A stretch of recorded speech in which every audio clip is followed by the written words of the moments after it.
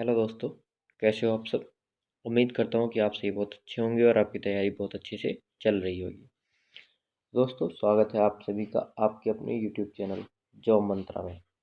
जैसा कि आप लोगों को पता ही है कि 2 दिन से हमारी क्लासेस नहीं हुई थी, तो आज से हमारी क्लासेस फिर से कंटिन्यू कर दी गई हैं। तो डेली क्लासेस में जुड़ना आपको नहीं भूलना है। सुबह को 7 बजे हमारी हिंदी की क्लास होती है, सुबह को 9 बजे रीजनिंग क्लास और शाम को 7 बजे हमारे साइंस के क्वेश्चन होते हैं। ग्रुप डी का तो आप सभी को पता है कि रेलवे के तो हाल चाल बुरे ही चल रहे हैं इस टाइम पे। और खान सर का भी आपको पता है कि उनको थोड़ी प्रोटेक्शन की ज़रूरत है, तो यानी सपोर्ट की ज़रूरत है। आप सभी स्टूडेंट्स को, सभी टीचर्स को सपोर्ट करना है। तो चलिए बात कर लेते हैं अपने चैप्टर की कि आज हमारा टॉपिक होने वाला है वाक्य शुद्धि से। तो सबसे पहले हम क्या करते हैं, हम पहले अपना कोई टॉपिक कवर करते हैं और उस टॉपिक को करने के बाद हम लोग करते हैं उसका रिवीजन। तो देखिए, हमारी क्लासेज जो होती हैं वो कंसेप्ट प्लस के रिवीजन वाली ही होती है, कंसेप्ट प्लस के प्रैक्टिस। तो यहाँ पर मैं आपको एग्जाम्पल के थ्रू ही वाक्य शुद्धि का पूरा चैप्टर करा दूंगा और कल से हमारी इसकी प्रैक्टिस स्टार्ट हो जाएगी। डेली हमको इसकी प्रैक्टिस करनी है। तो बात करते हैं हम अपनी परिभाषा से कि वाक्य शुद्धि आखिर क्या है। तो देखिए, जैसे कि यहाँ पर आप देख सकते हो, भाषा में वाक्य का काफ़ी महत्व होता है। इसलिए एक अच्छी भाषा के लिए, अर्थात परिष्कृत भाषा के लिए वाक्य शुद्धि का ज्ञान होना जरूरी है। ये तो आपको चल गया वाक्य शुद्धि का महत्व कि वाक्य शुद्धि का जो चैप्टर है, ये जो टॉपिक है, इसकी क्या आवश्यकता है हमारे जीवन में, जिसलिए हम इसको पढ़ रहे हैं। तो जैसे कि आपने पढ़ा कि एक अच्छी और परिष्कृत भाषा के लिए वाक्य शुद्धि का ज्ञान होना आवश्यक है। अर्थात किस किस प्रकार से वाक्य शुद्धि की जा सकती है, यानी कि किस प्रकार से हमको अशुद्धियाँ देखने को मिलेंगी, कहाँ कहाँ पर हम त्रुटि को सही कर सकते हैं। तो जैसा कि अगर वाक्य की बात की जाए तो वाक्य रचना में सर्वप्रथम संज्ञा, उसके बाद सर्वनाम, विशेषण, क्रिया, अव्यय से संबंधित अथवा अन्य प्रकार की अशुद्धियाँ हो सकती हैं। अगली स्लाइड पर चलते हैं। यहाँ पर भी आपको यही बताया जाएगा कि वाक्य में किस किस प्रकार से अशुद्धियाँ हो सकती हैं। तो देखिए, भाषा की सबसे महत्वपूर्ण इकाई होती है वाक्य। आपको वाक्य भी पता चल गया कि भाषा की सबसे महत्वपूर्ण इकाई वाक्य। अतः परिमार्जित भाषा के वाक्य शुद्धि पर बल देना अत्यंत आवश्यक है। वाक्य रचना में संज्ञा, सर्वनाम, विशेषण, क्रिया विशेषण, वचन, लिंग, विभक्ति संबंधी अशुद्धियाँ हो सकती हैं। अब देखिए, यहाँ पर आपने कितने प्रकार की देखी, यहाँ पर आपने देखी 7 प्रकार की अशुद्धियाँ। संज्ञा, सर्वनाम, विशेषण 3, क्रिया विशेषण, वचन, लिंग 3 ये, और एक विभक्ति संबंधी। तो ये हो गई कुल मिलाकर के 7। लेकिन आगे हम पदक्रम से संबंधित अशुद्धियाँ और इसी प्रकार से काफ़ी प्रकार की हमें अशुद्धियाँ देखने को मिलने वाली हैं। तो चलते हैं संज्ञा संबंधी अशुद्धियों की तरफ कि आखिरकार हमारी संज्ञा संबंधी अशुद्धियाँ कौन सी होती हैं। तो यदि हम बात करें संज्ञा संबंधी अशुद्धियों की, तो जैसे कि आप लोग जानते ही हो कि संज्ञा क्या होती है। तो देखिए, संज्ञा किसी भी व्यक्ति, वस्तु अथवा किसी के भी नाम को क्या कहते हैं हम लोग, संज्ञा। भाषा में एक संज्ञा की बहुत सी समानार्थक संज्ञाएं होती हैं। अर्थ की दृष्टि से उनमें समानता होने पर भी भाव की दृष्टि से उनमें भिन्नता होती है। संज्ञा क्या होती है, अगर हम संज्ञा की बात करें, जैसे कि राम, राम संज्ञा हो गई। भिखारी है कोई, भिखारी आपकी संज्ञा हो गई। संज्ञाएं आपको कराई थी कितने प्रकार की होती हैं, सब कुछ आपको करा रखा है। तो यहाँ पर हम अशुद्धियों की बात कर रहे हैं, तो हम अशुद्धियों की ही बात करेंगे। वो कैसे, अशुद्धि कैसे हो सकती है, हम वो दिया गया है एग्जाम्पल के थ्रू, यानी हम अब उदाहरण के अनुसार समझते हैं कि हमारी संज्ञा संबंधी अशुद्धियाँ कैसे हो सकती हैं। अब देखिए, पढ़ाने को तो मैं इसमें बहुत बहुत सारी डेफिनेशन लिख के आपको बहुत बहुत लंबा बता देता, लेकिन उससे कोई भी बेनिफिट आपके लिए नहीं है। जितनी ज़्यादा हम प्रैक्टिस पर फोकस करेंगे उतना ज़्यादा हमारा चैप्टर अच्छा होगा, और जितना कम हम थ्योरी पर फोकस करेंगे, थ्योरी पर मेन चीज़ पर फोकस कीजिए जो हमारे अशुद्धियों को छांटने में सहायता करेगी या जिससे हमारे क्वेश्चन बन सकते हैं। तो ओवरव्यू आपको पहले ही दे चुका हूँ। अब समझिए कि शर्मा जी को मीटिंग का समाचार भेज दो। अब यहाँ पर देखिए किस प्रकार की अशुद्धि है। यहाँ पर है संज्ञा संबंधी अशुद्धि। जो मीटिंग का होता है वो मीटिंग का समाचार नहीं होता है, मीटिंग की होती है सूचना। अब न्यूज़, अगर न्यूज़ है, समाचार है, खबर है, तो ये क्या हो गई? संज्ञा। तो यहाँ पर किस प्रकार की अशुद्धि हुई? संज्ञा संबंधी। अब सही रूप क्या होगा यहाँ पर? अब आपको कैसे पता चलेगा कि समाचार नहीं होता? तो मीटिंग जो होती है उसकी सूचना दी जाती है। मीटिंग की कोई न्यूज़ टीवी पर नहीं आती है। समाचार क्या होते हैं? समाचार पत्र होता है, और समाचार दूरदर्शन के द्वारा भी दिखाए जाते हैं, आपको टीवी पर दिखाए जाते हैं। तो देखिए समाचार टेलीकास्ट किया जाता है, लेकिन जो मीटिंग होती है उसकी सिर्फ सूचना दे दी जाएगी किसी व्यक्ति के थ्रू, किसी मैसेज के थ्रू, ना कि किसी समाचार पत्र में। अगला एग्जाम्पल आता है कि तूफान आने का संदेह। तो देखिए तूफान आने का संदेह नहीं होगा, आपको वाक्य बिल्कुल सही लग रहा होगा, लेकिन तूफान आने का क्या होगा? भय। तूफान आने का क्या रहता है? डर। संदेह और आशंका, इनके लिए अपने अपने अलग स्थान है, जैसे कि आप आगे एग्जाम्पल्स में देखोगे तो शायद आपको देखने को मिल जाए। अगला जाता है तीसरा एग्जाम्पल, चौकीदार पर ही चोर होने की शंका है। तो देखिए शंका नहीं होगा, यहाँ पर होगा संदेह। सही का संदेह या गलत का संदेह, संदेह दोनों प्रकार से आप यूज़ कर सकते हो। संदेह सही होने का भी हो सकता है, संदेह गलत होने का भी हो सकता है। अगला एग्जाम्पल है, हमें भाषा का अच्छा बोध होना चाहिए। तो भाषा का बोध नहीं, भाषा का ज्ञान होता है। कमला ने गीत की 4 लड़ियाँ गाईं। तो गीत की क्या होती हैं? लड़ियाँ ना होकर के गीत की होती हैं कड़ियाँ। इसी तरह से आप पीडीएफ में भी देख सकते हो। पीडीएफ की आपको चिंता बिल्कुल नहीं करनी है। पीडीएफ आपको हमारे टेलीग्राम ग्रुप में मिल जाएगी, जिसकी लिंक आपको डिस्क्रिप्शन में दी हुई है। तो पीडीएफ बहुत ज़रूरी है आपके लिए। सारे के सारे एग्जाम्पल अब मैं आपको नहीं कराऊंगा, 2 या 3 एग्जाम्पल से आपको बताऊंगा, लेकिन यहाँ पर आपको 6, 7, 8 तक एग्जाम्पल भी देखने को मिल सकते हैं। अब सर्वनाम संबंधी अशुद्धि देखते हैं। एक प्रकार की अशुद्धि हम लोग देख चुके हैं, संज्ञा संबंधी। यदि हम बात करें नंबर 2 पर आता है हमारा सर्वनाम संबंधी अशुद्धि। तो ये थोड़ा सा ओवरव्यू इसमें भी समझ लेते हैं कि सर्वनाम क्या होते हैं, जो संज्ञा के स्थान पर प्रयोग किए जाते हैं। तो सर्वनाम किसको प्रतिस्थापित करते हैं? सर्वनाम प्रतिस्थापित करते हैं संज्ञा को। जिसका प्रयोग सर्वनाम से पहले हो, बाद में आने वाली संज्ञा के स्थान पर उससे संबंधित सर्वनाम प्रयोग अशुद्ध हो। समझ आया कुछ? बिल्कुल नहीं आया। चलिए एग्जाम्पल समझते हैं। मेन बात ये ध्यान रखनी है कि सर्वनाम, सर्वनाम कौन से होते हैं? मुझे, मुझसे, तुझे, मैं, मेरा, तेरा, ये सारे के सारे सर्वनाम। सर्वनाम वाला चैप्टर आपको करा चुका हूँ, संज्ञा आपको करा चुका हूँ। अगर इन चैप्टर्स में आपको कोई प्रॉब्लम होती है तो आप जा करके देख सकते हो। हिंदी टॉपिक वाइज पूरी की पूरी प्लेलिस्ट की लिंक डिस्क्रिप्शन में दी हुई है, फटाफट से जा करके आप वहाँ से टॉपिक को देख सकते हो। अब यहाँ पर दिया गया है कि मेरे को दिल्ली जाना है। तो मेरे को कोई सर्वनाम है या मेरे कोई सर्वनाम है? बिल्कुल भी नहीं है। सर्वनाम होता है कि मुझे। अगर सब्जेक्टिव केस यानी कि कर्ता की बात की जाए तो कर्ता में आएगा मुझे। अगला है एग्जाम्पल कि इतनी सी बात वह मेरे से। तो मेरे से नहीं होगा, मुझसे होगा। तेरे को भी जाना चाहिए, तो तेरे को नहीं होगा, तुझे होगा।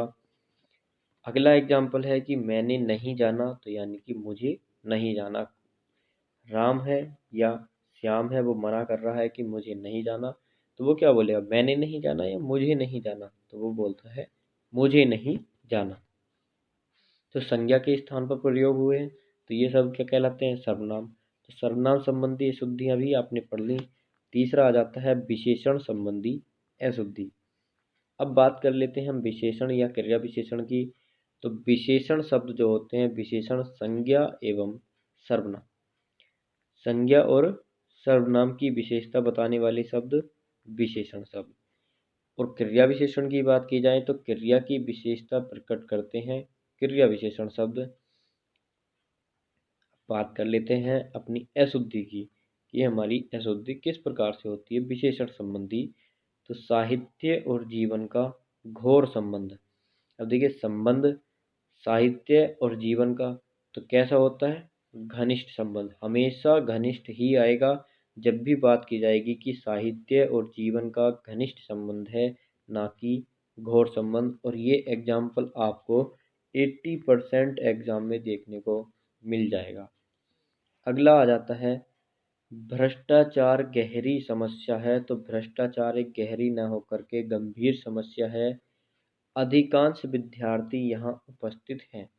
तो इस तरह के वाक्य देखिए बहुत इंपॉर्टेंट होते हैं, जिसमें आपको पता नहीं चलता है गलतियों का। इन वाक्यों में आप देख लेते हो कि भ्रष्टाचार गहरी न होकर के गंभीर हो जाएगी, लेकिन यहाँ पर आपको अधिकांश ही सही लगेगा, परंतु अधिकतर यहाँ पर बेस्ट होगा कि अधिकतर विद्यार्थी यहाँ पर उपस्थित हैं।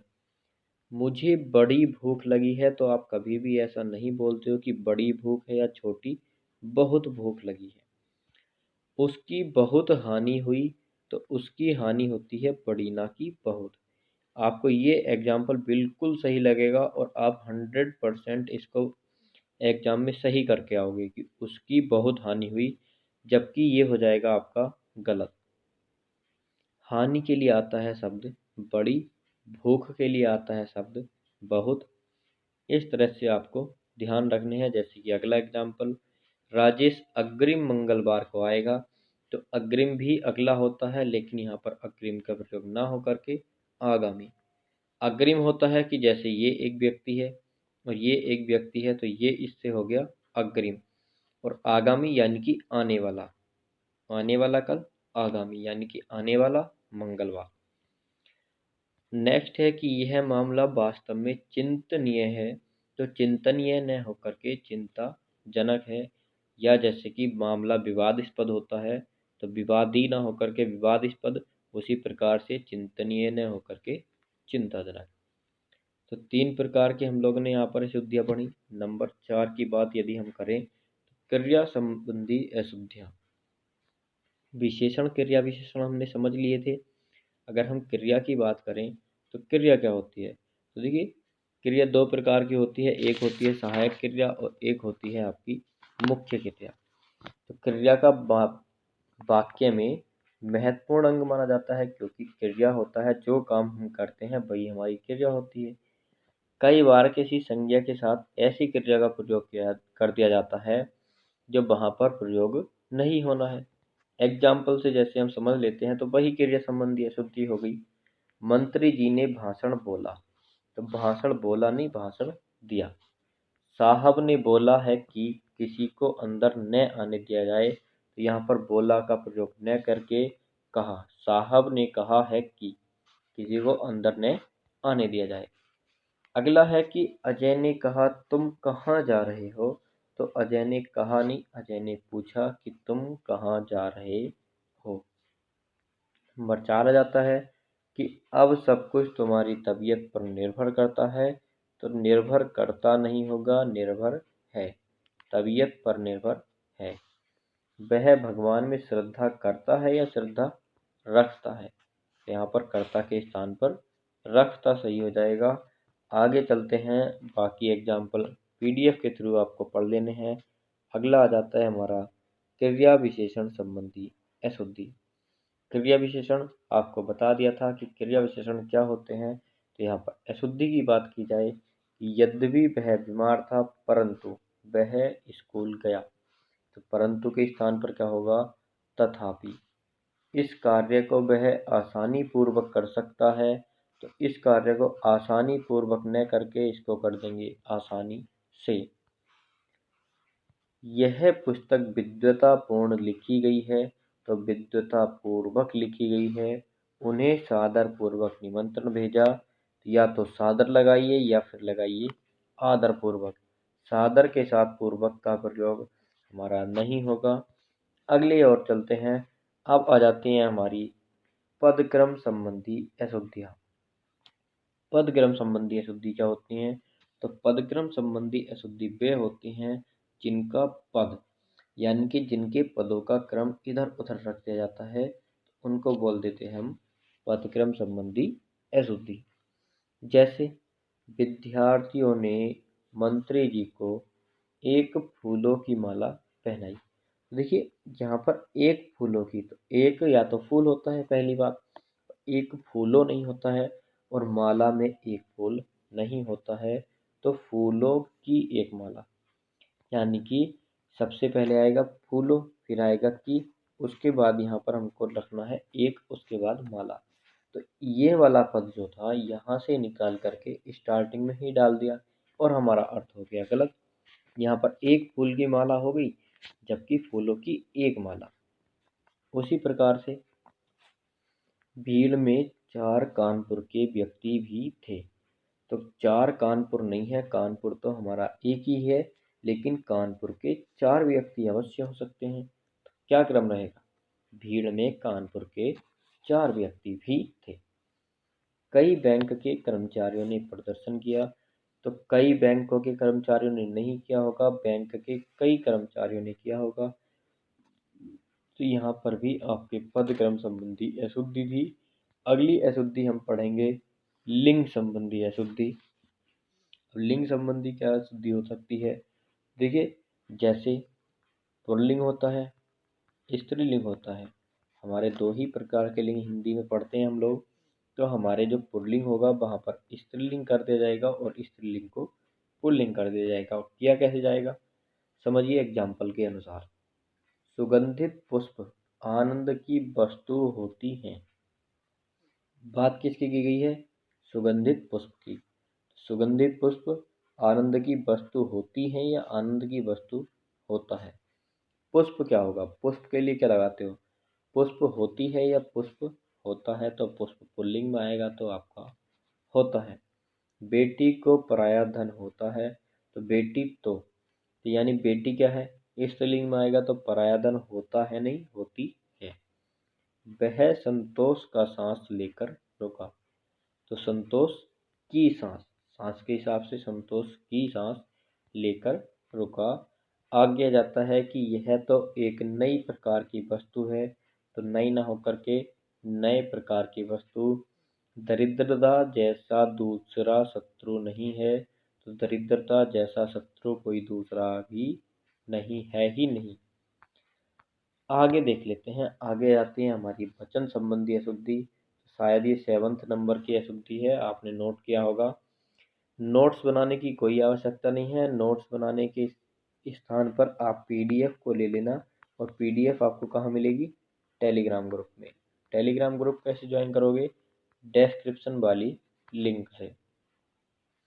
आगे अगर हमारी वचन संबंधी अशुद्धि आ जाती है, तो एक वचन होता है और बहुवचन होता है। वचन भी हमारे 2 प्रकार के होते हैं। अब आप कैसे कर सकते हो इनमें अशुद्धियों को? तो देखिए, विदेशियों ने अनेकों बार भारत पर आक्रमण किया। मैं काफ़ी बार बता चुका हूँ कि अनेकों शब्द होता ही नहीं है, अनेक होता है। जहाँ भी आपको अनेकों दिखे, काट दीजिए। क्वेश्चन आता है कि कृष्ण भगवान के अनेकों नाम हैं, तो वहाँ पर भी आपको अनेक का प्रयोग कराता हूँ मैं। तो अनेकों गलत कर देना है, कुछ होता ही नहीं है। अगला आ जाता है कि एक विद्यार्थी को 2 पुस्तक मिलेंगी। तो जब 2 हमारे बहुवचन की बात की गई है, तो हमको बहुवचन बनाना पड़ेगा। तो पुस्तक एक होती है और 2 होती हैं पुस्तकें। आगे चलते हैं। आगे ये एग्जाम्पल आपको पढ़ लेने हैं पीडीएफ से। नेक्स्ट आ जाता है हमारा विभक्ति संबंधी अशुद्धि। विभक्ति संबंधी अशुद्धि क्या होती है? रोहित ने घर को बनवाया। तो घर को नहीं, घर बनवाया। मैंने नहीं जाना है, तो मुझे नहीं जाना है। यहाँ पर आप सर्वनाम संबंधी भी समझ सकते हो। हम आपसे कह रहे थे, हमने आपसे कहा था। वह अपने दोस्त को मिलने गया, तो वह अपने दोस्त से मिलने गया। इसी क्रम में बाकी के जो एग्जाम्पल हैं वो आपको पढ़ लेने हैं पीडीएफ के अनुसार। नेक्स्ट आ जाता है हमारा अधिक पदत्व संबंधी अशुद्धि, यानी कि जिसमें सुपरफ्लुअस जिसको बोलते हैं हम, जिसमें ज़्यादा शब्द दे दिए जाते हैं जिनकी आवश्यकता भी नहीं होती। तो निम्नलिखित वाक्यों में काले अक्षरों में छपे पद अनावश्यक हैं, वो तो हमको पता ही है। जैसे मानव ईश्वर की सबसे उत्कृष्टतम कृति है। देखिए यहाँ पर क्या दिया गया है? मानव ईश्वर की। तो यहाँ पर को क्यों लिख दिया गया है? को हटा दीजिए, तो ये हो जाएगा उत्कृष्टतम कीर्ति, मानव ईश्वर की। अब देखिए सबसे उत्कृष्टतम क्या होता है, जब आप तर लगाते हो तो यानी कि ये होती है आपकी कंपैरेटिव डिग्री। कंपैरेटिव डिग्री क्या होती है, जब दो वस्तुओं के बीच तुलना की जा रही हो और दो में से कोई एक अच्छी हो, और जब सभी सभी किसी वर्ग में सभी में से बात की जाए और एक को अच्छा बताया जाए कि फूलों में सुंदरतम गुलाब है, तो यानी जितने भी फूल हैं उनमें सबसे सुंदर कौन सा है, गुलाब।